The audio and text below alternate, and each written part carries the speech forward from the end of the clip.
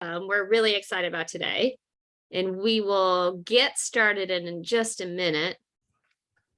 I'm going to hit share screen so at least we can see our title slide here. Okay. All right.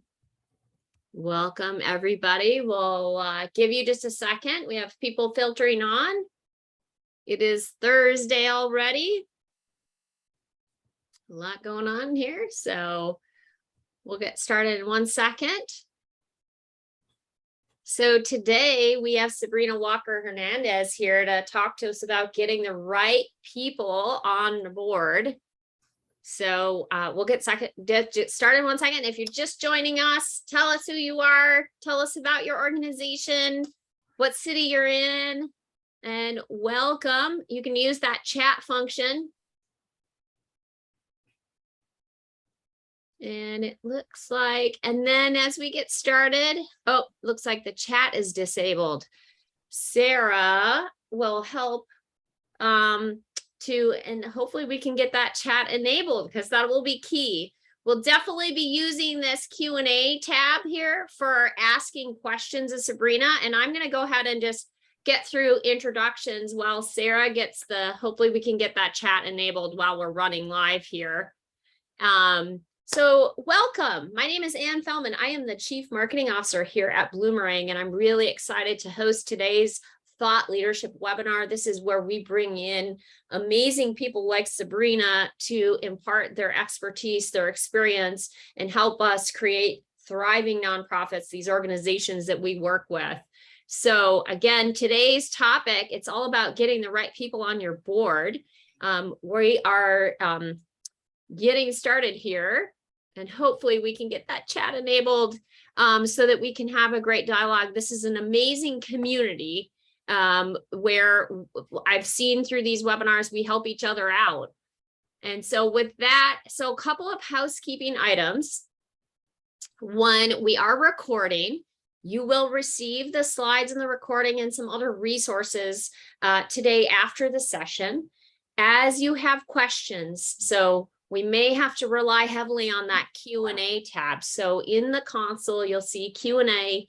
Click on that. Some of you are already using that to let us know that that chat function for some reason is disabled. That's a little unusual. So we'll see if we can get that sorted out. Again, we're recording. You'll get everything after the fact. Follow along. If there's some really interesting, there's going to be many words of wisdom here, but any interesting advice, go ahead and follow along, tweet it out. You can tag Bloomerang in the conversation. So just really quick before we get started, Bloomerang is a donor relationship management platform. And so I just want to let you know what we do. We're focused on really for fundraisers, making fundraising easier. We're here through donor management software to help you foster authentic donor relationships and ultimately to help your nonprofit thrive. And so while we have great software, don't go look at that later if that's something that you need help with, of how do you acquire, retain, engage with your donor community. We can help you with that. But today we're going to focus on Sabrina, and Sabrina is going to share her expertise. Sabrina is the president and CEO of Supporting World Hope. And she's a certified consultant, coach, facilitator, and best-selling author. She helps the small nonprofits really, help the staff and the board build relationships that turn into more donations. And so with more than 25 years of experience in nonprofit management, fundraising, and leadership, really exciting. So before Sabrina started Supporting World Hope, she was the Chief Executive Officer for Boys and Girls Club of Edinburgh, RGV. So lots of success in fundraising, Sabrina, with what you've done there. So she's a fabulous workshop facilitator. We had a ton of fun just before getting started today, sharing our love of Prince and his music. And so if you're a Prince fan, let us know, because maybe, I don't know, we'll have to figure out a way to filter that, bring that in today. But anyway, Sabrina, without further ado, I give you a warm welcome on behalf of Bloomerang. We're so excited that you're here. to learn from you. And so with that, I'm going to pass the baton to you here. And let's see. Okay, so I'm going to ask for space and grace because I always do. And I want to make sure that you are seeing the correct PowerPoint. So let me get that started, guys. If you will, again, let's see. Let's start the slideshow from the beginning. Slideshow, let's see, from the beginning. So you see my slideshow? It looks great from my perspective. Great. So let's get this show on the road because we have an hour and I like to talk because I like to share all the information that I can with you. And so with that in mind, I might go a little fast and furious, but it's all in getting you the information that you need to succeed. So today we're talking about getting the right people on your board. And just a little bit about me. I know it's been said, but really quickly, I studied political science and public administration. I obtained a nonprofit management certification from Harvard Business School. And for the last 25 years, I've worked in the nonprofit industry. I've worked in direct services, operations, and executive leadership. And I recently retired in 2018, started my company. And since then, I've been helping nonprofits and small businesses build relationships that increase revenue.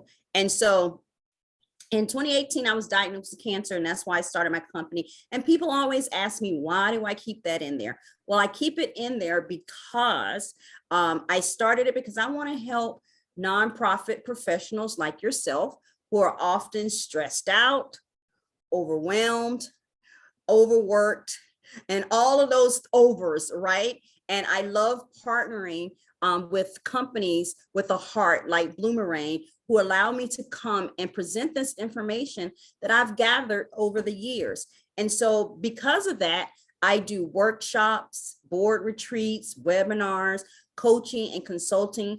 Most of it is free because of partnerships like this or at a very low cost. And so the goal of this presentation today is fourfold. One is to learn how to recruit the right members for your board for maximum impact. Two is to understand the role of the board in resource development and fundraising. And three is learn how to engage the board in each of these roles. And then four is know how staff can support the board in resource development and fundraising. So again, like I said, fast and furious, a lot of information, but I try to narrow it down into things that is very doable and things that you will remember. So getting the right members on board is you can recruit the right members in 3 easy steps. 3 easy steps. One would be identifying, which is board profiling. If you've never done a board matrix before, this is where a board matrix will come in. And don't worry about the documents. You're going to get a full step-by-step recruitment guide with all of these documents shared with you. But a board matrix is basically where you list your board members, right? And you say, okay, what are their ages? What are their genders? What industries do they represent? Do they have access to wealth? Do they feel comfortable asking for money? Are they strategic thinkers? Are they visionaries? What are they? And you list out each board member and those characteristics and what industry they represent. Once you do that, you will have a profile of what you're missing, right? So most people don't go into board recruitment knowing what they need or what they're missing. They just kind of go in and they say, oh, I know Sarah, and Sarah's in Rotary with me, and she's a good Rotarian, and I think she'll make a great board member. But you don't know what you're missing. You don't know if you have right now all consensus builders on your board. You don't know if you have all visionaries on your board. You don't know if you have all strategic thinkers on your board. You don't know if you have all bankers on your board, or all women or all men. And that's why you need to do a good board matrix, so you'll know where your gaps are. So step one is identifying, knowing who you have so you can determine your gaps. So that's step one. Step two is cultivating. Once you know what you're missing, now you can come up with a pool of candidates for each seat that you have open. So if you know you've done your board matrix and you realize, I'll tell you, when we did a board matrix for my organization, I realized we didn't have a lot of women. We had like 3 women. I also realized we had a lot of bankers. That's called groupthink, when you get the same type of people. I also realized that we did not have, we had a visionary and we had someone that was just strategic, but we didn't have someone that was a consensus builder. And so knowing that, and also knowing what our goals were. So board profiling, when you come up with who you're going to cultivate, it should also be reflective of your goals. So for us, we were going to go into a capital campaign. So when doing a capital campaign, what do you think we need? We need someone that has some construction. Maybe we need someone in the architectural field. Perhaps we need someone that is an engineer. So whatever your goals are, that's how you start to develop that profile and cultivate that list. You just don't do the Bubba theory. And what I call is the Bubba theory is where you put your mother, brother, cousin on the board. Because your mother, brother, cousin, they can't really help you. Your mother, brother, cousin know the same people that you know. And so ultimately, you need to have your board members align with the goals that you want to have. And then step 3 is the recruitment. That's the application process. Having an application in place, having an interview process in place, knowing the gaps, knowing what you're looking for when you do talk to the candidates. And then having a script where you talk about where all of your board members are on the same page. And here's the difference. So George, I'm with the XYZ agency. Will you consider being on our board? Mostly that's how it happens. You're at a mixer or Rotary or Kiwanis or something, and you say, George, will you consider being on our board? And that's the whole application, and that's the whole recruitment process. That's not how it should work. It should be, George, I'm on the XYZ agency. We're talking to several prospects for the board seat we have open, and you've been mentioned as a great prospect. Our recruitment process includes a few steps, including an interview with the board development committee. Would you consider putting in an application? That approach brings back a degree of control back to the board, and nothing is assumed. George, on the first one, George assumes you asked me, so I'm on the board. I've been in many board meetings that are like, how did you get on the board? Well, such and such asked me, and I showed up for a meeting, and now I'm on the board. That lends no credibility to the process, and neither does it lend credibility when you start talking about fundraising. So prospects should compete just as they would for any job. Even if you, look, sometimes you just gotta, some people say they hate this statement, but I love the statement. Fake it till you make it. Even if you just have one candidate, you still say we have several prospects and there's an interview process. And the decision of whether they eventually are invited to join the board is entirely up to the board. Not just because Sabrina asked Susie to join the board and then Susie showed up and now Susie's on the board. That's not an air of professionalism that we want to go into. And so that is recruitment really in 3 simple steps. And I say simple, but you get a whole guide that takes you through each of those steps and how do you do each of those steps. Now, when you are in the interview process, and this is where a lot of nonprofits kind of fail, they don't want to talk about fundraising because, oh, we're going to scare them off. And we go through this interview process, or we just say, you know, Susie, we want Susie on the board, but don't talk about fundraising. Don't say anything about fundraising, because if you say something about fundraising, we're going to scare them off.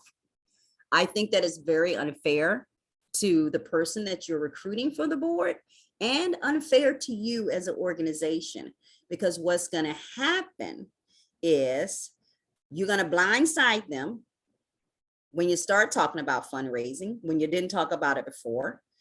And they're going to be like, oh, and then you're going to get frustrated because you're going to say, and I quote, I don't even know why I have a board. I don't even know why they're on the board. They don't help with fundraising. They don't do anything. Well, you've set them up for failure by not talking about what their roles are as a board member during the recruitment process. And that's why it's so important to have a recruitment process where you actually sit down and talk with them and let them know what their responsibilities are and the expectations are when and if they decide to join the board. So number one is, as an individual, they need to give generously to your organization. Now, I'm not here to debate whether board members should give or not give, because after 25 years of experience, after taking my budget from $750,000 to $2.5 million in the third poorest county in the United States, and doing a $12 million campaign, my expectation and what has worked is that board members give generously to the organization. They are the family of the organization. 2, they have to be an advocate. As an individual board member, they have to be an advocate of the organization. And 3, they have to participate in resource development and fundraising. These are the given. These are the things that you have to talk about during the interview process. And giving generously is one of them. Making that personal gift. Not only does it show commitment, it also will make them a better fundraiser, because they can obviously say, join me in giving to this organization. And it's kind of hard for you to go out and ask other people for money for something that you're not willing to give money to. And if you are the family of the organization, which as a board member, you are the family, you are the first rung. You have to support family, right? And so, and there's that debate again, not here to debate it, but for board members, time, talent, and treasure. And if you just want to give your time and your talent, then you would make a great and awesome volunteer at a program level. But to elevate to the board, we need all 3: time, talent, and treasure. Also, again, board giving, which is an individual responsibility of a board member, it starts, as I said off top, in the recruitment process. Do not be one of those organizations, again, who says, let's not talk about it. Let's not talk about fundraising when we're trying to get them on the board, because it's going to scare them away. We've already discussed that. It's not going to work out well for you. And so talk about it during the recruitment process. Talk about it with board members. One of the best practices that I learned and put in place is every year I had a face-to-face outside of the board meeting with board members, whether we went to lunch or I popped in their office or whatever it is. I had a face-to-face with them. And that's when you pop in and see how things are going and remind them about the annual giving and things of that nature. But one of the best secrets that I can ever tell you, and how I kicked off my monthly giving program, is with my board members, because they very well committed with the annual commitment form. that they would give. And we did in my organization, the board determined a minimum amount of $500, not me. The board decided to do that. Some people say according to your means. Some people say 1,500. Some people say 100. Some people say 500. That's a discussion amongst your board. I happen to serve on a couple of boards. One is a new startup board. Theirs is $100. Every board member has to give $100 a year. I serve on a more established museum board. Their board give is $1,500. And my organization, again, it was $500. And so what we would do as a part of that, the little tip that I've learned is with my organization is we set up ACHs, automatic bank drafts. And so my board members set up the ACH where it came out monthly out of their account. And that was it. They didn't have to worry about it. I also, as the CEO of the organization, set up an ACH. I since retired in 2018. Guess what? My ACH is still going. I'm still a monthly giver. Board members who've exited off my board are still giving because of that ACH. So that's just a little tip. I'm not telling you don't take board members' credit cards. I took board members' credit cards when they gave me their credit cards, but I really encouraged them to do ACHs because credit cards expire. One, credit cards, once the expiration date, you have to go hunt them down. You got to put the new information in. And most of us, bank accounts, I haven't changed them. It takes an act of Congress for me to change my bank account because I have so much coming out ACH.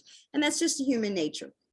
And so again, so that's just a little tip I wanted to put in there.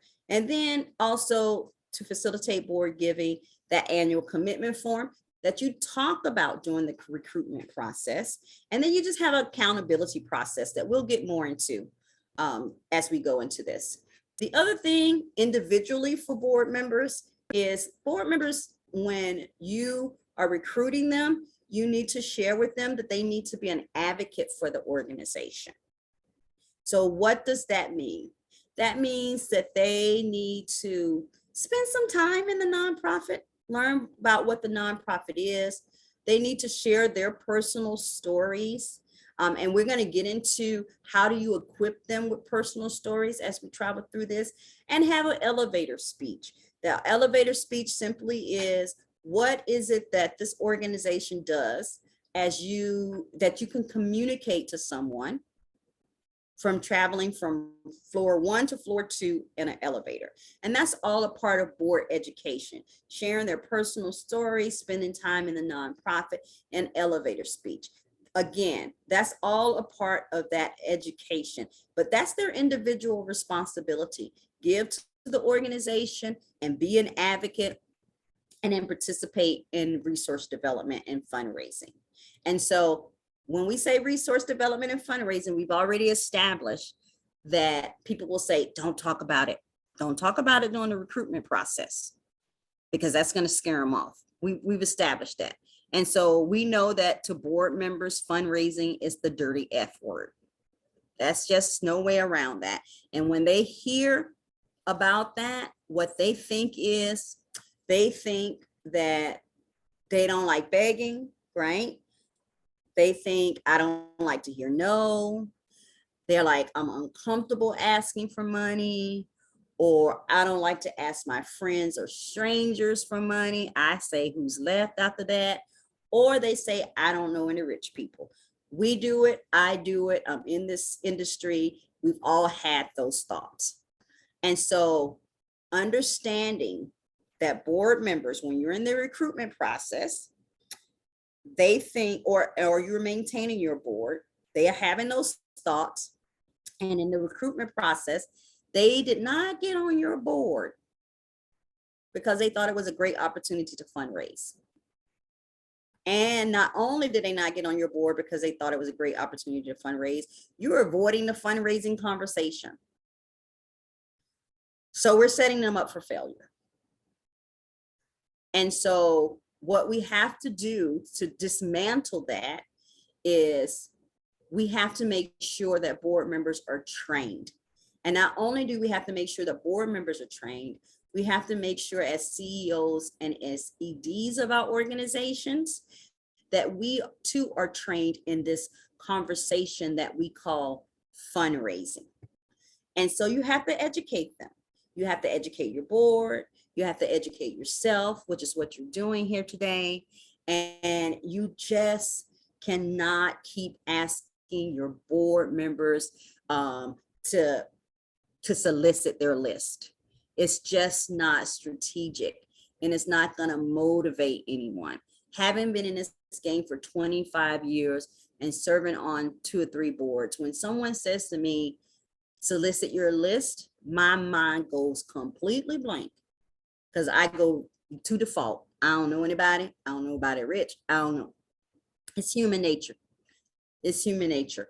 And so you have to make sure, again, that you're educating and educating yourself. This is why I'm so happy that you're here today. I'm so happy that you've taken the time to invest in this and in your organization. And so when we're talking about fundraising, we're talking about more than asking for money. So when you're in that recruitment process and you're talking about fundraising, you're probably talking about asking for money. Don't tell them they have to ask for money, because they're going to get scared. We're going to scare them away. When you are talking to your board members about fundraising, you're more than likely talking about asking for money. I'm going to ask you to do a mind shift change.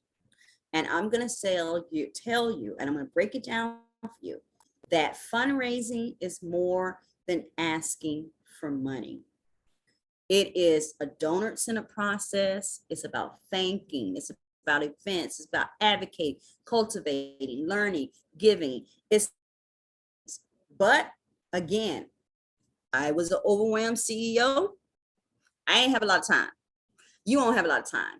You put out fires every day. Every single day is something different. I can tell y'all, one day I went in and I was supposed to have a meeting and I wound up cleaning the toilet. I've been there, done that, know that. And so based on that, you don't have a lot of time. And so I'm a formalist person.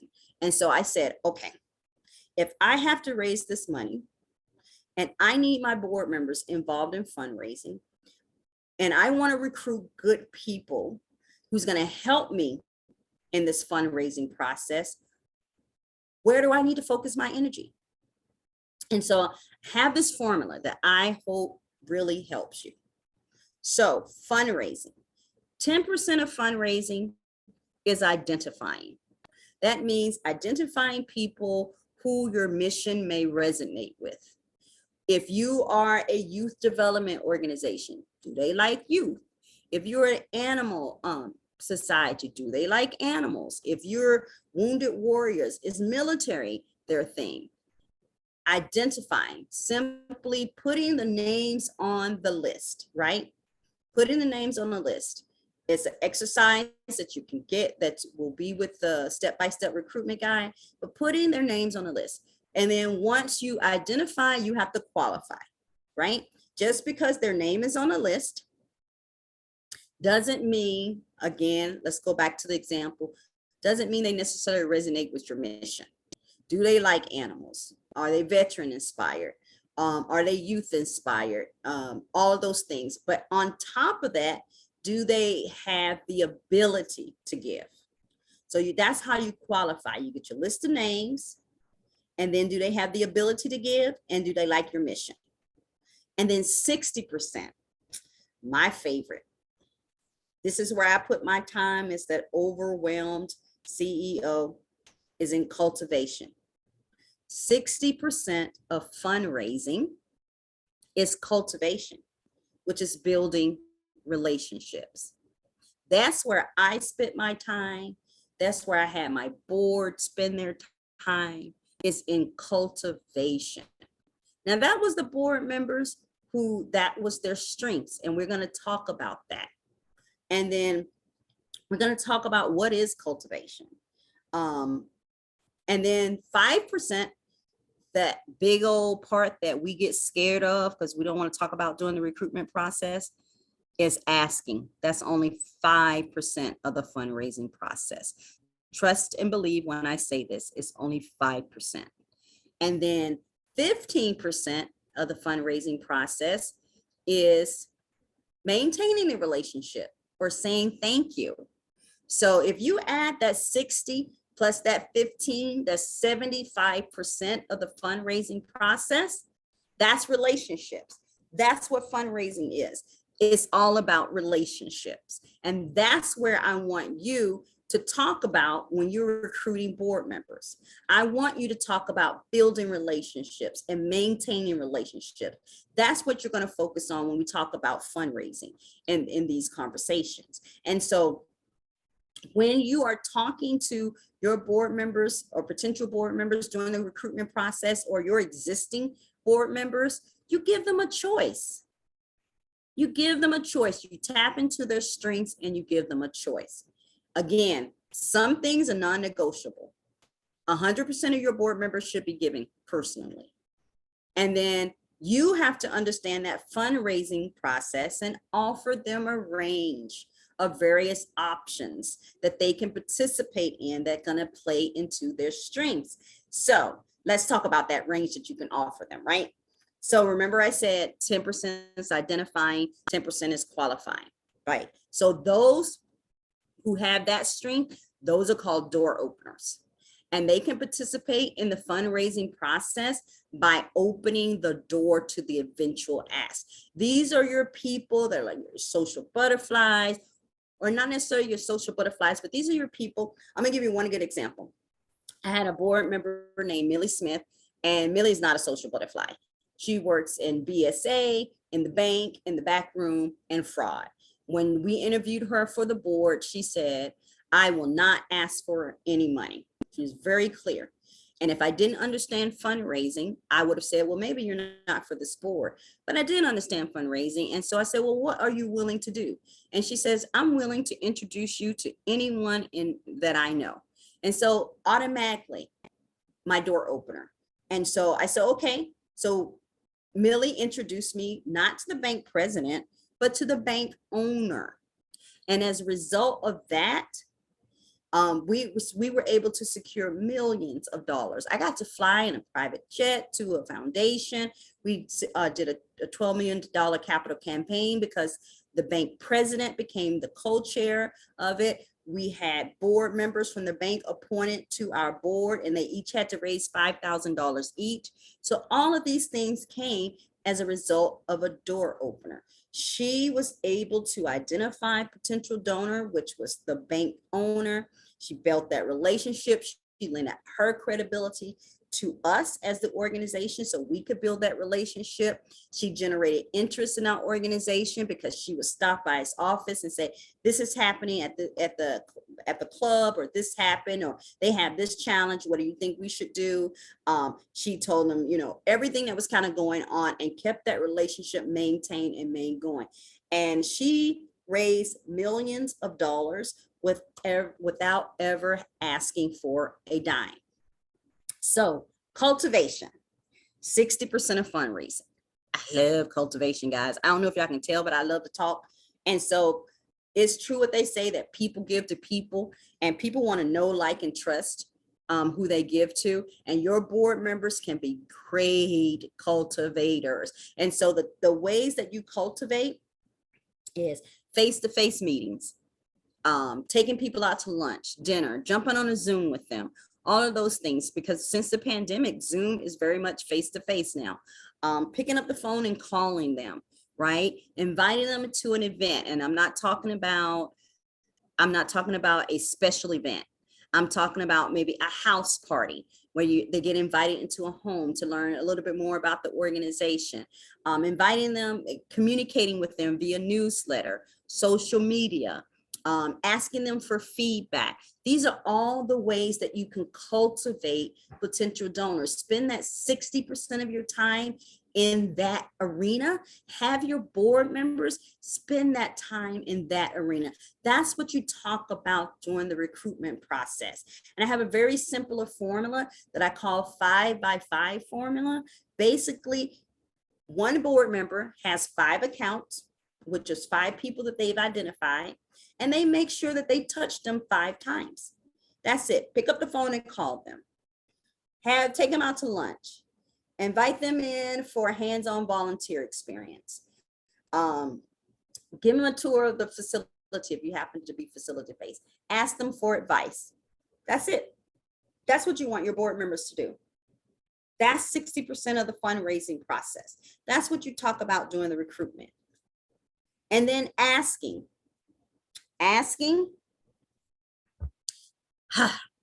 So I usually refer to asking as sidekick or wingman when it comes to board, because I had a board of 21 and I had 3 fearless women who were not afraid of asking for money, just 3.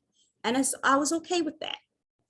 But what my board members were able to do is when they built those relationships and did the cultivation and all of that, we would set up a meeting and we would say, we'd like to come in and talk to you about how you can further support our organization, right? And they would go with me because they were my sidekicks. They were there to lend credibility. They have built this relationship. The donor knew that they were volunteers. They were volunteering their time, right? And so I was there as the CEO to be able to ask the ultimate question of, will you consider a gift of $1,000 to our organization? I'm okay with asking that question because they built the relationship over time. If you are there because they've accepted the meeting, you're 80% sure, I'll even say 90% sure, you're going to get the gift. My job as a CEO is to go in there and ask for the gift along with the board member next to me, because they're there to lend credibility. And if you talk about that's how fundraising works in recruitment, and you build that in to that discussion, it's going to be a better dynamic for you and for your board members. And then ultimately, remember, 15% of fundraising is saying thank you. So being a thank you. Now we've built this relationship, we've cultivated, went in and I asked for the gift, we got the gift, but it ain't over. And that's where a lot of people drop the ball. It is not over once the gift is received from the donor. The final stage of fundraising is stewardship. You gotta thank the donor. You gotta maintain that relationship. You gotta keep the donor connected to the organizations. And you can't just get the gift, not send a thank you, not send an impact, not do anything. And board members can help with that. They can send donor thank you cards. They can make a thank you call. They can let donors know that their gift was appreciated and that it made a difference in the organization. And there's some systems that you can set up in place that will make this so smooth and so easy. And I'll say them because I want to make sure that we leave enough time. One of the things, very simple thing that you can start doing tomorrow, especially if you meet in person, is at the end of every board meeting, pass out a pen and your note card and a script. Have your board members write that script out in their handwriting and sign the card. Don't address it to anyone.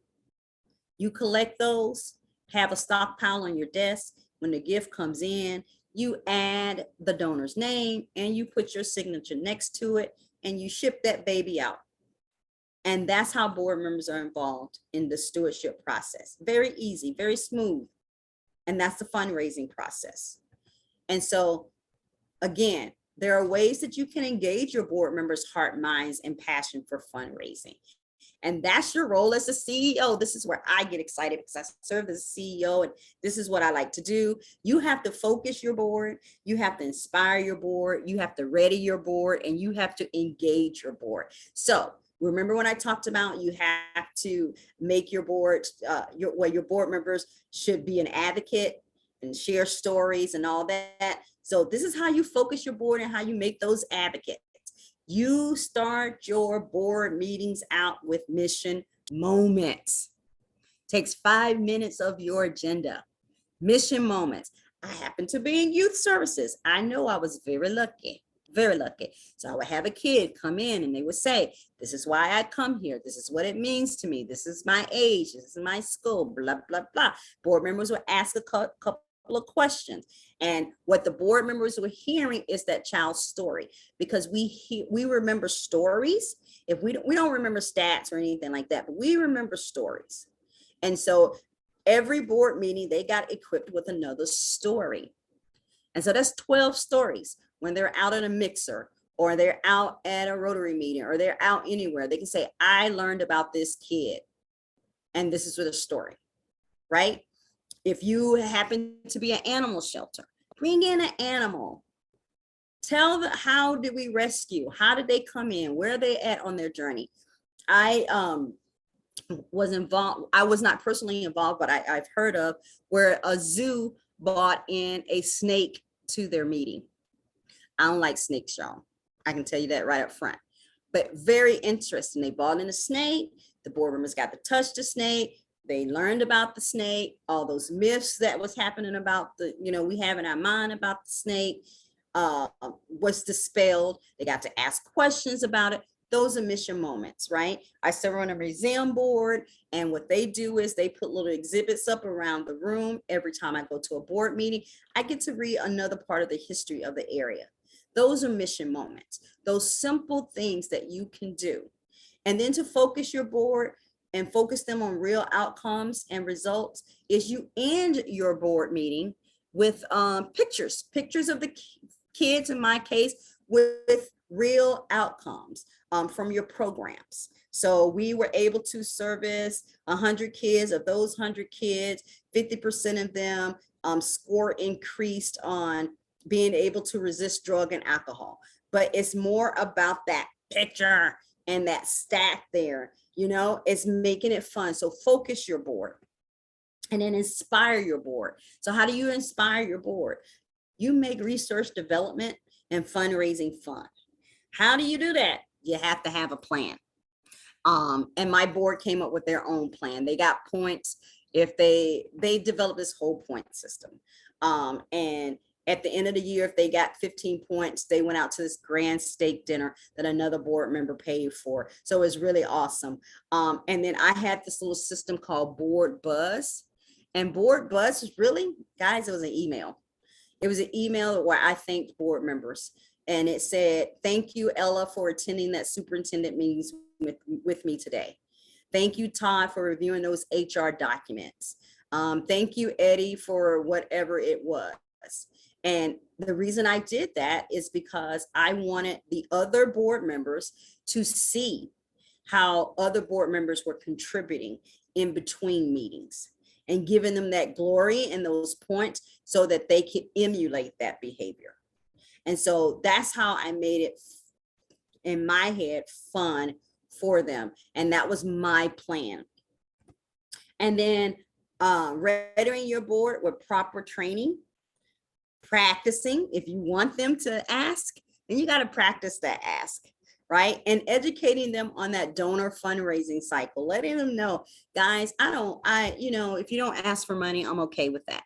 I need you to cultivate and build these relationships and thank people. We need to put our time in relationships. So educating them on that. Using this, you're going to get a replay of this. Use this in the boardroom. Let them know this is a journey. So you also have to engage your board. You have to give them the appropriate role in fundraising. Are they a door opener? Are they a cultivator? Are they an asker? Are they a thanker? What is it? You got to create a support structure for them. So whatever role that they have, set up a folder where they have quick access to your numbers that you serve, any other pertinent marketing material that you may have. And this one, I cannot express it enough, is know your board inventory. What are you talking about? That means that meeting that I say at least meet once a year with your board outside of the boardroom. There are some people that I went to lunch with on a weekly basis that was on my board. And I really built relationships with my board members and got to know them because I needed to know their inventory because they don't think like us. So I had a board member, Ella, weekly basis, became friends. Ella loved QVC. She shopped on QVC all the time. She had a room where she hid from her kids, the QVC room. And so if we needed an auction item, I'd be like, Ella, I need you to go to the QVC room because I need an auction item for this silent auction. We need several auction items for the silent auction. And she would do it and she would get credit for that. I had a board member who owned a condo at South Padre Island. And I'd be like, we're struggling for, live auction items now. Would you be willing to put your condo up? And he's like, yeah, I hadn't thought of that. Another one who had a timeshare in Mexico. All of those things, knowing their inventory, knowing what they have access to. And so what board members really want and how staff can help them fundraise and easily and effectively, and why you need to talk about fundraising in the recruitment process is your job is to equip them. It's provide them education and share client stories. You have to make it easy for them. You have to give them scripts, social media posts, sample letters, and emails. And I hear you, I already do that, and they still don't do it. It's follow up, follow up, follow up. They have to be accountable. You have to hold them accountable. And it's okay to hold board members accountable. And there's a way that you do that. It's take notes during the board meeting. And if Sabrina said that she would reach out to Susie, give it a week after the board meeting and you call Sabrina and say, Sabrina, did you reach out to Susie? And I'm going to tell you what I'm going to say, girl, I forgot. Life got busy. So I'm so happy that you called me to remind me to do that. Those are the things that you have to do. You have to be explicit. You have to, when you are recruiting board members, you got to let them know about the expectation of fundraising and any other expectations that you have. And you have to have a board expectation agreement in place. And it's not just signing it at the recruitment time. It's actually having a plan about when you're going to discuss that periodically throughout the year. And so now what?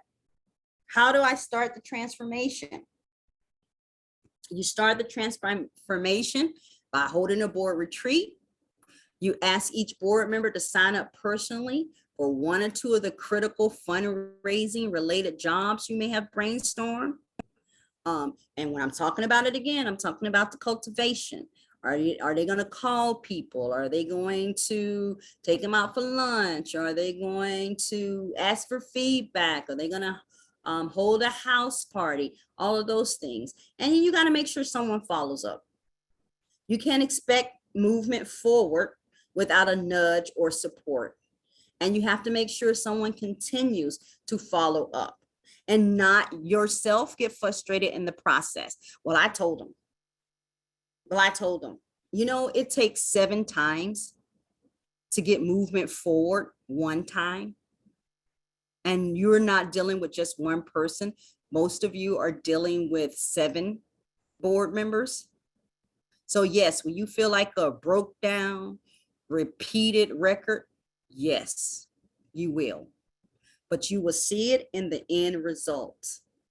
And what I want you to focus on is relationships, cultivation. Thank you. And not only should you do that, is you got to record all this. You got to record it all in your CRM system so you can continue to follow through and track and report on progress. Now, I'm with y'all.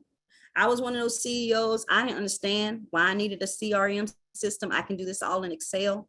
I'm with you. But let me tell you, when you shift your focus and your focus becomes about building relationships, you need a CRM system. You need to know when to send that card for the anniversary of their gift. You need to know that Mr. Looney's son passed away on this day, and this is not a good time to call him during this month. You need to know that they're related to this person. This is where you put all this information in. in a good CRM system. And it's going to help you build those relationships. So you keep notes so that when you retire, like myself, those thoughts don't go with you. Those notes don't go with you. Or when my friend like Ella passed away from breast cancer, those didn't go with her. That's why you need a good CRM system. And I didn't understand that for a long time because, you know, I'm a little cheap, but now I found we invested, it paid off. It always pays off when you focus on relationships. And you report this information back to your board members so they can see the fruits of their labor. And don't ignore this final step because you want your board members to feel as good as they should about having helped the organization. And so I hope that's mission accomplished. I hope you understand a little about recruitment, the board role in resource development and fundraising, how to engage them in that process, and how staff can support them. And I am Sabrina.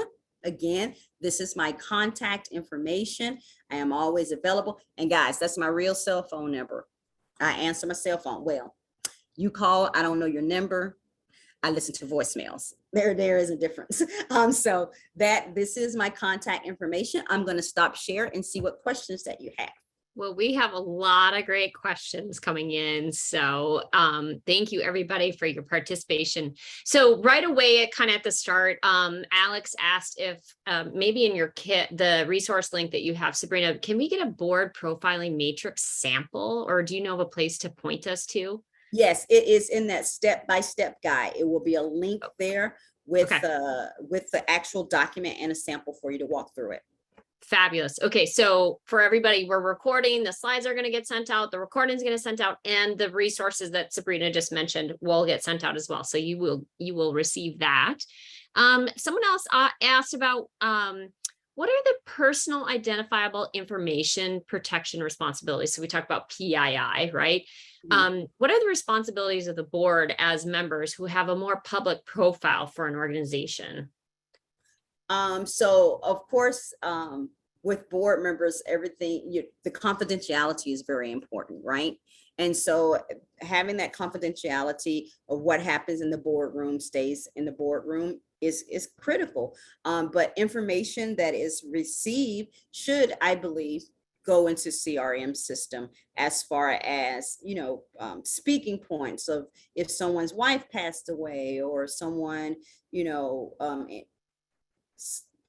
all of those critical life moments, I think should go in there because you need to be aware of those things of when to approach someone and when not to approach someone. Does that make sense? Yeah, I think that helps. I think that's where like systems or technology to make sure that you're managing that information, but you're following good guidelines around how to protect and manage personally identifiable information you might receive in that process. With your board members or with your, the constituents, the people, the lives of the individuals that you're impacting, et cetera. So Kendra had a question around the executive director involvement. So how involved should the executive director be in the process of the board recruitment, board training? And she goes on to say, I have board members with conflicting ideas on this. Well, board members will have conflicting ideas. But at the end of the day, you as the CEO, you're the one who has to work with the board, right? And so you should have the ability to bring forth names for individuals that serve on the board. And there's this thing, and there is this concept of a CEO veto. I had a CEO veto. It was very informal veto. I don't know what position you're in, if you want to put it in your bylaw, but I had a very informal veto, which is if a board member came up with some names, they respected me enough where I could say, I don't think they'll be a good fit for our board because of some information that I knew or what have you. And they recognized my informal veto. But as far as the recruitment process, I attended the recruitment, the interview meetings as the CEO. I provided the packet, and the packet You'll get a copy of that, but the packet, it was the application. 120 hours makes a difference, which tells you this is how much time you need to invest in the organization. It had the job description for the board members, as well as the annual commitment form. So all of that was a part of the board packet that I prepared as the CEO. I coordinated the meetings. So basically I reached out to the potential board member and said, congratulations, you're that message said, and said, we would like to set up an interview. I did a doodle where everybody agreed on what time, and usually myself as the CEO and 2 or more board members went to lunch with that potential donor. You hit on a word that maybe not everybody knows about, which is doodle. Yes, I love a good doodle. It aligns schedules. And so, instead of sending an email to this person to get their schedule and all that, you just send one doodle and people vote on their availability. And that narrows it down to when you can meet. Yeah. So someone might know what it is. Maybe they could throw it in the chat, the link to look at the doodle technology that can help you align those schedules when you're trying to coordinate many different people. We have some questions here. We've got way more questions than we'll have time for. We will work to do follow up. I know Sabrina said she's committed to answering these questions. So thank you, Sabrina, for that.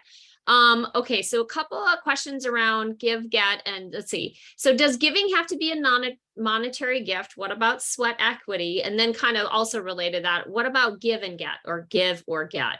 My org is debating this. So kind of. So I'm pretty hardcore about this.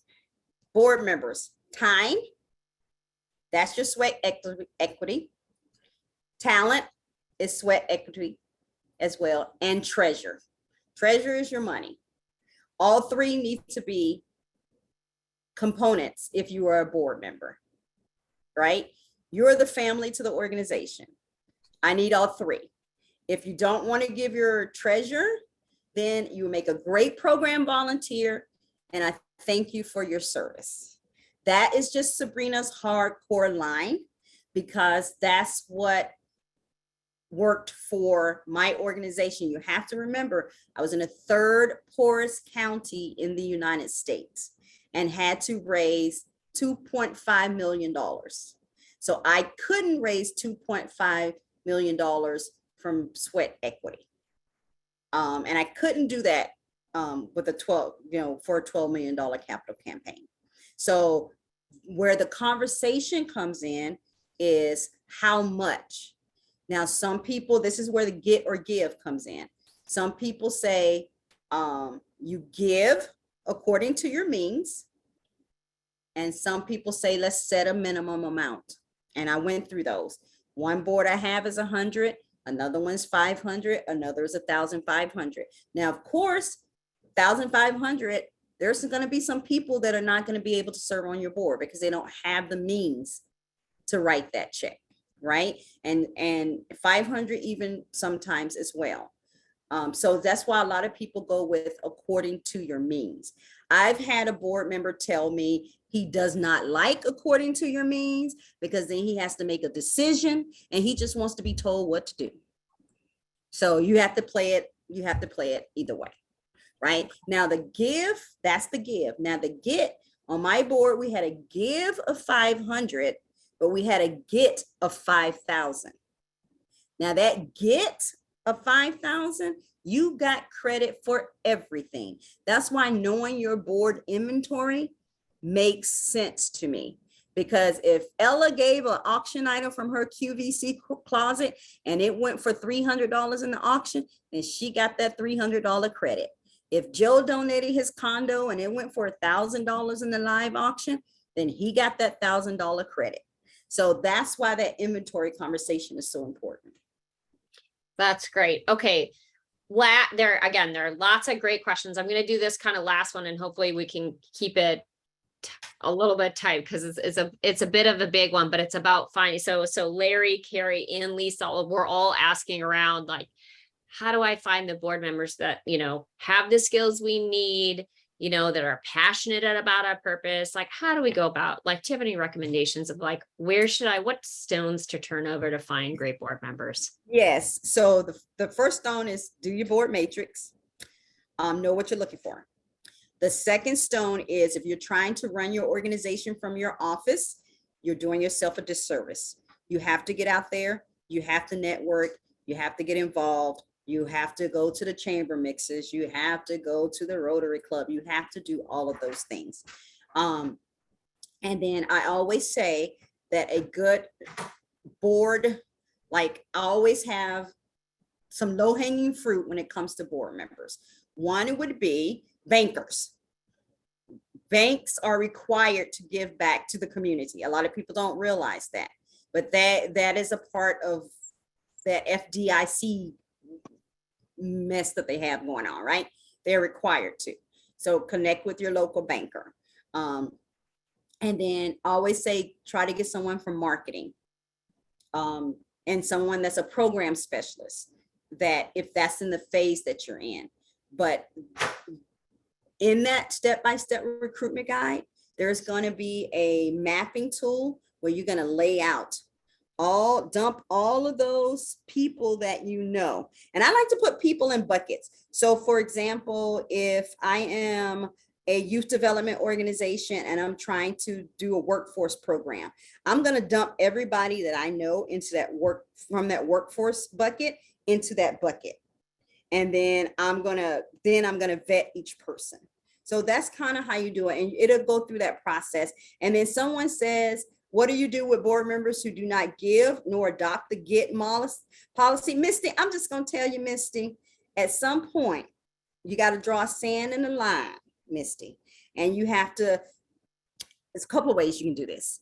One is you recruit one person who really believes in your give or get model, and they come on and they are the change catalyst for your whole board. They are your mouthpiece. They speak it. You are going to lose some board members, and it's okay. You lose them in dignity. You lose them by giving them a nice plaque, and you thank them for their service. And you say, we wouldn't be here where we are right now without you. And we really appreciate it, but it's time for a change. But you lose them in dignity. And sometimes people get fearful of losing people in dignity. And it's okay. So. Okay, as I'm switching over, that I love that. Like you gotta toe the line there. Clients on boards, yes or no? Yeah. What was that? The question was, do you think yes or no on having clients on your board? I've heard of people having clients on their board, and that is very fine. And if you do have a minimum, if you're going to establish a minimum of $500, they have to be able to pay that. That could be a challenge. And so you might not, for client purposes, you might not have that as a minimum, right? It might just be a $5 gift or whatever it is, according to the means for the client. All right. Well, again, we have way more questions. So we're going to get those questions to Sabrina and she will help answer them. So I'm going to just give you a second in case you were putting your questions in the chat, pop them into the QA. It'll be easier for us to track them down. If you were anonymous asking the question, it'll be a little bit difficult for us to get back to you. We'll think of creative ways on maybe we'll whip together a blog post on that, Sabrina. Yeah. We've got some work to do. Here's the updated dashboard. Someone called me out on, hey, you had your old dashboard. We just updated this a couple weeks ago. So this is a very large screenshot for you to give you a sense. There's lots of really good stuff that we're doing from Bloomerang. We were talking about CRM. Those are things that we do help you cultivate those donors. But more importantly, again, huge thank you to Sabrina and your time today. There was a number of shout outs and thank yous for just all the advice and the guidance and the coaching that you've shared with us today. So thank you so much with your time. Sabrina, you've been really generous. So thank you. And then for all of you that attended, thank you so much for making the time today to join us and participate and engage and help each other out in the community. And then save the date. Next week, we have Sherry Quam Taylor talking about next steps for organizations that experience extreme growth. So what do you do when you've had a lot of success? So anyway, lots going on. I'm going to stop sharing. And again, I want to say thank you so much to all of you. I hope that you have a wonderful day, and please stay safe and keep in touch. Have a great day.